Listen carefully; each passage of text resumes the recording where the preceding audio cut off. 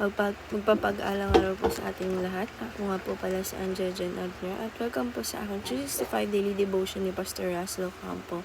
And ngayong araw po ay March 25, 2025 at ang topic po natin ngayong araw ay Dying with Christ. Ano ang ibig sabihin ng namatay na tayo kay Kristo?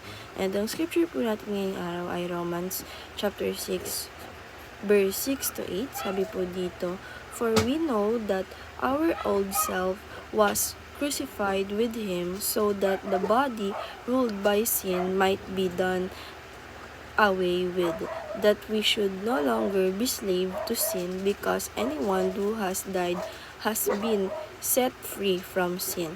Now, if we died with Christ, we believe that we will also live with him." And sabi po dito na dying with Christ is the concept describe the believers break from their old life of sin through union with Christ by faith. Just as Christ died and rose again, we died to our sinful nature and are raised to new life in Him. The truth reminds us the transformation is not about self-improvement but about surrendering our lives to Christ. And yung teaching number 1 po natin is dying with Christ means dying to the old self. Sabi po dito na kapag po tayo ay talagang nandoon sa ating Panginoong Jesucristo na sinurrender na natin lahat sa ating Panginoong Jesucristo, is ang meaning po nito is wala na po yung old self natin na sinfulness dahil nga po nandun tayo sa ating Panginoong Jesucristo at namatay na tayo sa Kanya at patuloy tayo na nanampalataya sa Kanya, kaya wala na yung old self natin na makasalanan. And teaching number 2, dying with Christ means crucifying our sin. Sabi naman po dito na dying with Christ means pinatay na natin or inalis na natin yung mga kasalanan natin sa atin. Dahil nga po, nasa Panginoong Jesucristo na tayo, ibig sabihin ay inalis natin at pinapatay na natin ang mga kasalanan at iniiwasan natin ito. And teaching number 3, dying with Christ means daily surrender.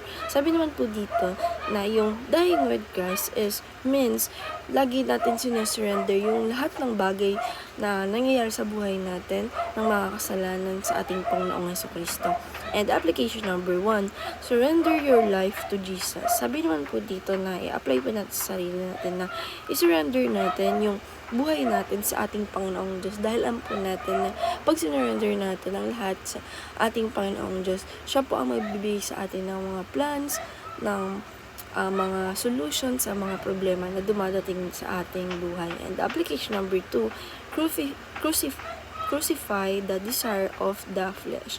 Sabi naman po dito na patayin po natin yung desire ng flesh, yung mga kasalanan, makamundong gawain at iba pa po. Alisin po natin at patayin po natin yan. And the application number 3, die and live for Christ. Sabi naman po dito na i-apply po natin sa sarili natin na maging patay and maging buhay tayo sa ating Panginoong Jesucristo na nagbigay sa atin at siya po ang nagpakapako sa krus para matanggal ang ating mga kasalanan at maging bago tayo. And ayun po, and ngayong araw po, ayun lang po. And Amen. God bless po.